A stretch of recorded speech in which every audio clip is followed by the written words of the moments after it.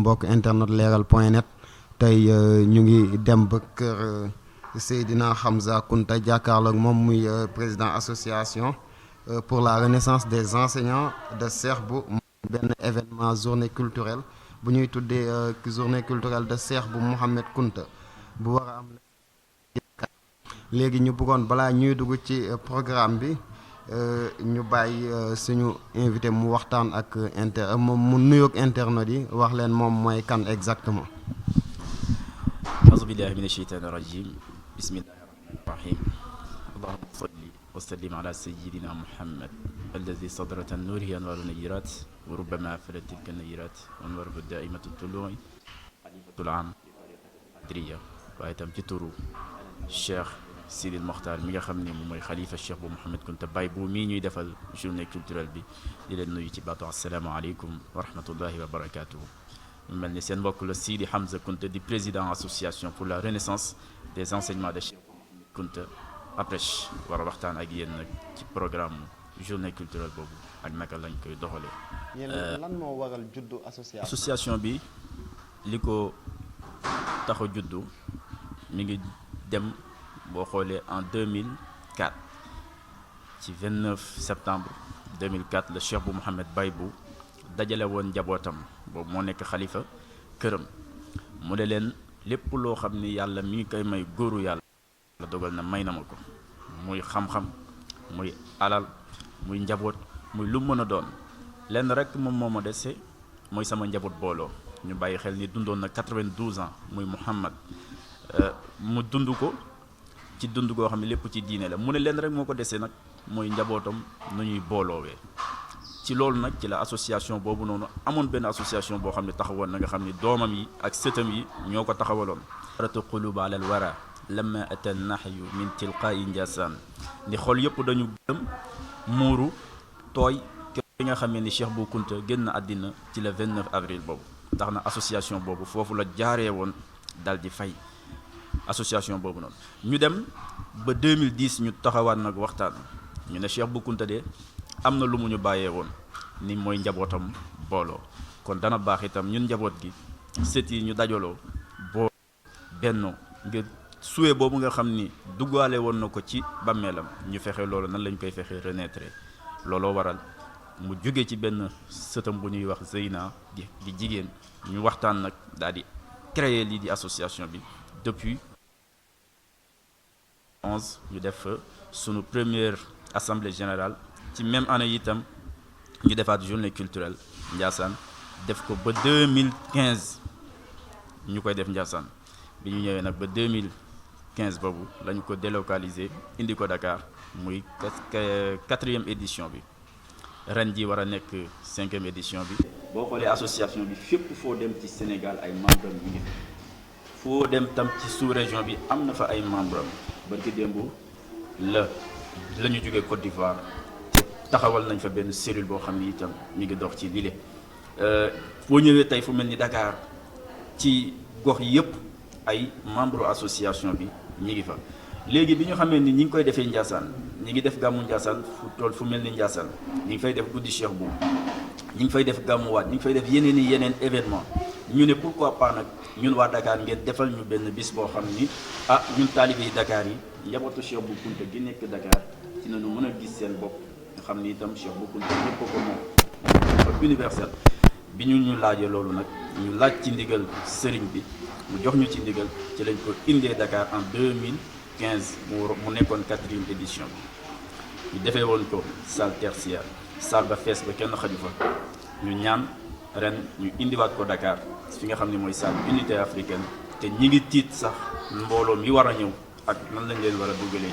ci salle bi macha allah. waaw xam nga li nga wax ni am na solo maanaam association mu ngi ne 2010. commencé seeni activité ba ñu mun a délocaliser événement bu toll nii di ko indi Dakar. te tey bëggoon nañ jeunesse su Dakar bi maanaam ñu fi nekk. bëgg nañ xam tey lan mooy tariqa Qadriya. pour ñu gën a mun a sawar pour ñëw ci événement bi. macha allah tariqa al Qadriya comme ni ñu ko xamee kooku sunu borom tabaraka wa taala moom moo ko sàkkal boppam moo ko bindoon ca lawhul mahfuz ba nu mu wàccee ci yonent bi alayhi salaam ci xissa bu gudd jaar ci Sidna Ali ba yegg ci Cheikh Abdul Qadir Jeylaani loolu noonu nag la Cheikh Abdul Qadir Jeylaani waxoon ni tariqatana hadihi mabniyatun ala alkitab wa sunna mais sunu tariqa bi de sunu yoon bi de lépp loo xam ni tey ay yoonam la génn alquran ak sunna te lépp loo xam ne nag wute na ak alquran ak sunna kooku bokkul ci yoon bi kon loolu donc moom mooy tariqa al qadiriya yàlla def itam Kunta ñëw fii Sénégal en 1800 waaye ñëw Afrique ca 7e siècle ndax 670 la Uqba ibn Naafi ñëwoon nga tudd lu am solo mooy jeunesse bi nga xam ni ñoom ñoo nekk fii wala jeunesse qadiriya kon dafay baax itam ñu xam ni réew mi pour mu dox ak lu mu mën a dem faaw ñu bàyyiwaat xel jeunesse bi nga xam ni tey rawatina jeunesse qadiriya ndaxte tey foo mën a dem boo xoolee association bi ni mu toll kenn ci ñu koy doxal amul 40 ans te mooy organiser événement bu ëpp doole tey au niveau de Dakar mooy événement qadiriya te kenn ci ñi koy doxal amul 40 ans kon nga xam ni pour réew mi tey mën a dox pour leneen ak leneen mën a dox faaw ñu delluwaat tey bàyyiwaat xel ndaw ñi faaw ñu delluwaat bàyyiwaat xel jeunesse bi nga xam ni ñoo nekk fii ak ñoo nekk feneen fu dul fii. sànq ci sa biir kaat dégg nañ nga tudd ku ñu wax Cheikh Abdou Khadir Jeylaani tey defe naa bu ñu nee tariqa xaadiriya moom la nit ñi gën a ràññee te moom tey xam nañ ne juddoowul fii ci Sénégal mu ngi juddoo woon ci fu ñuy wax lieu d'un province de Guelane bu nekk Daxa bi te boo xoolee Daxa bi mu ngi nekk fu ñuy wax Iran ak jamono ji moom lañ tuddee Iran léegi lan moo waral propagation boobu noonu ba lépp mën a ñëw ba fii Sénégal. macha allah loolu moom mooy njàngaleem yonent bi alayhi salaam loolu moom mooy njàngaleem yonent bi sallallahu alayhi wa sallam fa mel ni l'islam juddoowul Afrique waaye tey africains yi kenn demu ci ñu des Cheikh Abdul Qadir Jeylaani ba nga xamee ni ganee na àddina fa mu ganee àddina ca Niif Iran tey boo xoolee dafa jóge foofu noonu njabootam jël njàngaleem tasaare ko à travers le monde waaye ñi ci ëpp doole say booy xool sax mën nga ni Afrique moo ci xaw a sax gën a néew da boo demee Indonésie boo demee Chine Japon yooyu yëpp da nga fay fekk ay njabootu Cheikh Abdul Qadir Jeylaani léegi-léegi sax ñoom dañuy réere ni am na sax ay xaadir yu nekk fii au niveau de l'Afrique pour ñoom xaadiriya foofu rek lay am waaye tey boo ñëwee bu ñu ñëwee ba vers les années 14e 15e siècle tey Kunta itam dañ cee def lu am solo nga xam ne ñoom ay sëtu Cheikh Abdul Qadir Jeylaani lañu seen wàllu yaay ñu def ci liggéey bu am solo jógee Mauritanie nga xam ni foofu jamono boobu ganee bu nu àddina ba mu ñëwee nii nag la ñu indaale li nga xam ne mooy tariqa al qadiriya Cheikh Bounama Kunta moom moo jur Cheikh bu Mouhamed Kunta mi sanc Ndiassane en 1883 Cheikh bu Kunta moom moo jur Cheikh bu Kunta mii nuy waxtaane di bàyyi bu mu gane àddina en 1914 kon defe naa ni tariqa bi ma nga jógee ca penku waaye tey waa soobu itam ñun ñi leen liggéey nañ ci liggéey boo xam ni tey defe naa ni bu Cheikh Abdul Qadir Jeylaani gane dellu si waatoon defe naa ni du nar ci njaboot ki nga xam ne la fi bàyyi tabarakallah. waaw sànq dégg nañ la nga wax si juddu Cheikh Ibrahima Abdou Khadir Jeylaani dégg nañ la nga wax si juddoom te bu ñu xoolee moom boo xoolee dañoo juddoom gi yëpp ci la secret tarixa bu ñuy wax xaadiriya ci la judd te bëggoon nañ nga wax ñu lan mooy secret xaadiriya. waaw Cheikh Abdul Qadir Jeylaani tey boo xoolee sosul tarixa bi waaye liggéey na ci liggéey boo xam ni bu ci kenn deful la ndax lu jiitu muy ganee àddina Cheikh Abdul Qadir Jeylaani tariqa bi mi ngi fi woon ay maaruful karahi ñu mel ni imaamu Shibli Shabaki ñi ñëpp jaar nañ ci tariqa bi liggéey ci boobu mi ngi ko tuddoon zikrul ilahi noonu la tariqa bi tuddoon waaye Cheikh Abdul Qadir Jeylaani bi mu ci liggéeyee nag liggéey bi ci kenn deful ci lañ ko tuddee ak tariqa al qadiriya tey boo demee fu mel ni Mauritanie ñu ngi koy wax ak tariqa al muqtariya boo demee fu mel ni itam ba tey ci Sahara bi ñu ngi koy wax ak tariqa al qadiriya al bukaiya ndax Cheikh Sina Hamdul Bikaay mi nga xam ni liggéey na ci moom itam liggéey boo xam ni doy na waar mu am lu mu ci moom mooy maamu Kunta yi mu am cër boo xam ni am na ko ci ba tax ñu delloowaat ko njukkal ci tariqa bi waaye léegi-léegi sax ñu koy woowee tariqa xaadiriya muxtaariya ndax Cheikh Sidi Muxtaar Kunte mi nga xam ni mën nañu wax ni mooy sëriñu Afrique la mu ca liggéeyoon fa tabarakallahu defe naa ni loolu la ci Cheikh Abdul Xaadir Jilaani def boo dolli ci lu bari waaye itam génnee ci lu bari loo xam ni bokk ci woon loolu tax ñu naan ko tariqal xaadiriya waaye nekkul ni moom sax moo sos tariqa bi waaye la mu ci liggéey moom moo am solo soo xam ni ñu naan ñu delloo ko njukkalee loolu naan ko tariqal xaadiriya waaw parce que man am na ndaw yu ma mës a waxtaanal ci wàllum tarixa xaadiriya ñoom ñi dafa am lu leen xaw a jaaxal maanaam tarixa xaadiriya boo ko xoolee dafay xaw a nduroog tarixa tijaan day xaw a nduroog tarixa murit léegi ñoom comprendre duñ foofu fan lañ war a mën a classer tarixa boobu tey boo xoolee sunu maam Cheikh bu Mouhamed Kunte bii nuy waxtaanee da daan joxe tariqa tijaan da daan joxe tariqa murit loolu moom moo ko sañ beneen bi itam bu nañu bàyyi xel ni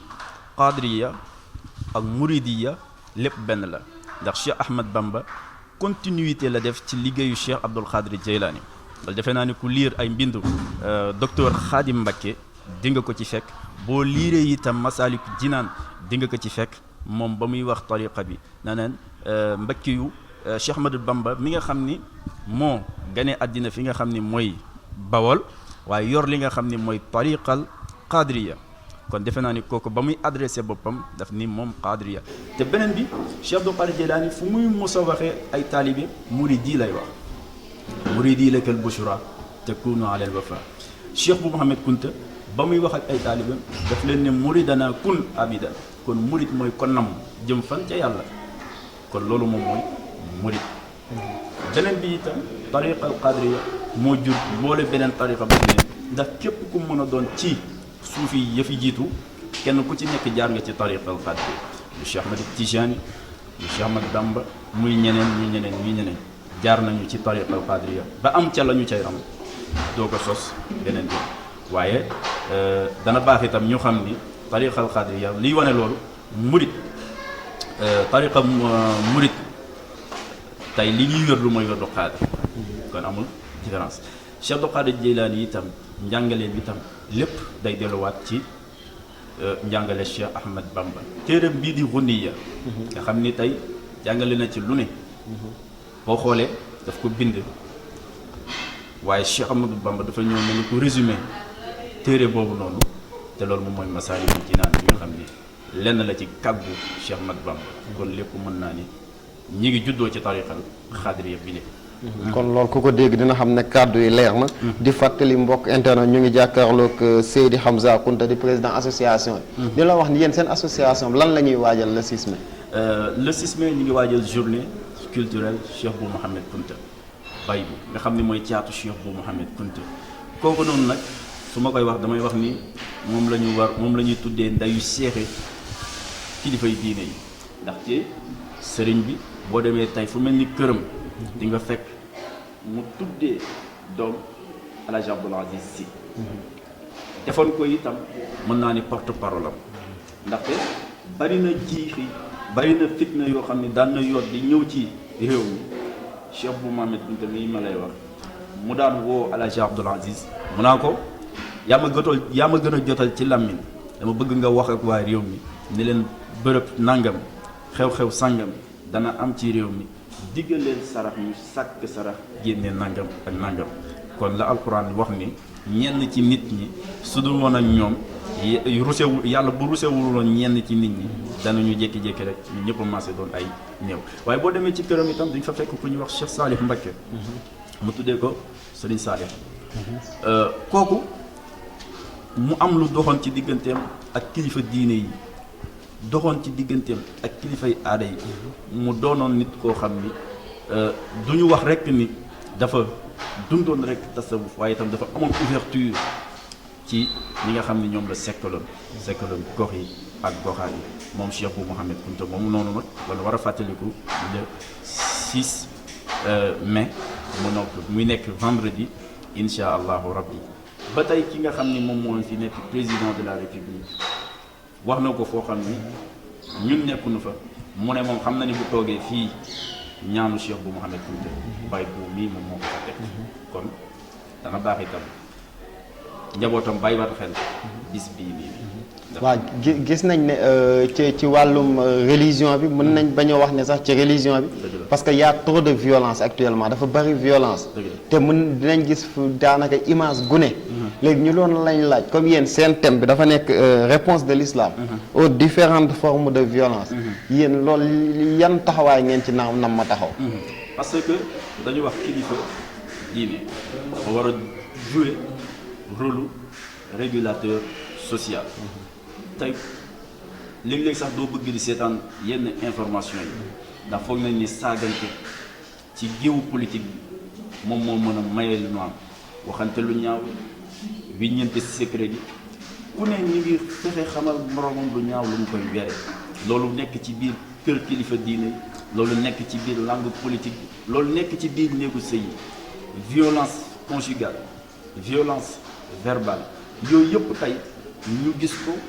constaté ko xam ne lii kat suñu ci jugul mën na jur leneen loo xam ne dañu naan suñu yëgoon nii kat teel a jug ci lii de te puisque kenn ku nekk nag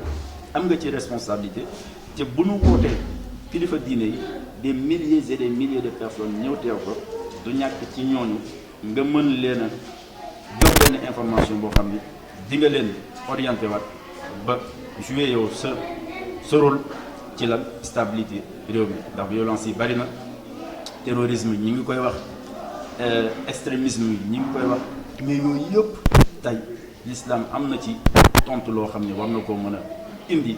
teg ko ci taabal yi ba ñu xam ne itam l'islam am na beneen facette am na beneen visage bu bokkul ak ñenn ñi niñ ko koy foogee wala niñ ko koy yaakaare kon loolu tam ñi ci jiitu moom mooy kilifa diine ñoom ñoo ci war a mën a bay seen waar loolu tax ñu jël thème boobu noonu nga xam ne thème d'actualité la kenn ku nekk itam mën na cee gis sa bopp xam ne lan moo ci réponse l'islam lan moo ci position xadriya lan moo ci seen apport incha allah. seen journée bi nan ngeen ko fas yéenee tëddal ak ñan ngeen ciy woo. journée bi ñu ngi koy tëralee 9h lay programme bi commencé gannaaw bi ñu jàngee ay kaamil tàmbali nañ ci ay téeméeri kaamil waaye ji bis la nag 9h la ñuy jàng xatma bi tëj ko ak ñaar moo am benn panel boo xam ni danañ ko fa def muy comme li ñuy wax réponse de l'islam aux différentes formes de violence docteur Seydi Yahya Ndiaye di borom xam-xam moom moo koy def après dina fa am itam beneen conférence boo xam ni ci après midi bi lay am nga xam ni Cheikh Bou Mouhamed Kounta la ñuy waxtaanee ak li mu def ci intégration africaine waxtaan ko ak ki nga xam ni moom mooy Cheikh Sidi Ali Kounta dinañ ci bokk tam ay discours bi ngi ciy xaar nag kilifa diine yëpp nag tariqa tijaniya muridiya ñëpp bàyyiwuñu kenn ñi ngi woo ñëpp bis boobu bis yàggu ñi ci woo itam ñi nga xam ni ñoom la ñu bokkal réew mi ndax itam dafa baax ñu xam loolu ndax da ñaari pouvoir yooyu mooy benn mënu la dem bàyyi sa morom waaye gis nañu nag ak càggante boo xam ni feeñ na ci sunu diggante ak autorité étatique yi ndax événement bu toll nii ñu bind ku mel ni ministre de la culture nga xam ni moom lan nu booleel waaye boobu ak léegi daanaka jot ci ay kilifaam sax moo gën a yomb jot ci moom nga xam ni tontu nañu waaye daanaka bañoon ñoo tontu sax daanaka dafa daal di gën loolu ndaxte association bi association culturelle la mais ñu bu ñu ciy wootee itam dama foog ni ñoom itam nu ñuy wutee jëm ci ñoom itam noonu la ñu waroon mën a wutee jëm si ñun waaye daal gis naa ak càggante boo xam ni feeñ na ci diggante autorité étatique yi ak ñun ñi nga xam ne ñooy taxawal bis bu mel nii ci yu bëree bëri nag. kon ñoom taxaw gu ñu waroon am amuñu ko ci mbir mi. déedéet taxaw bu ci waroon a am taxawuñu waaw beneen bi ci topp mooy président de la république dafa war a xam ni askan wi ko fal kon war naa ubbil boppam buntam askan wi ndax itam ñu mel ni kuréel yu mel ni président de la république dafa waroon jël ñoo xam ni day mettre seen disposition kuréel yu mel nii waaye daanaka da ngay dem ba dana naan kii lan la taxawee su diggante moom ak askan wi ndax itam jooy yi askan wi di jooy ci ñu mel ni ñun lañu koy jooyee kon dana baax itam moom muy ñuy gisante ak moom di ko wax li nga xam ne loolu la askan wi di dund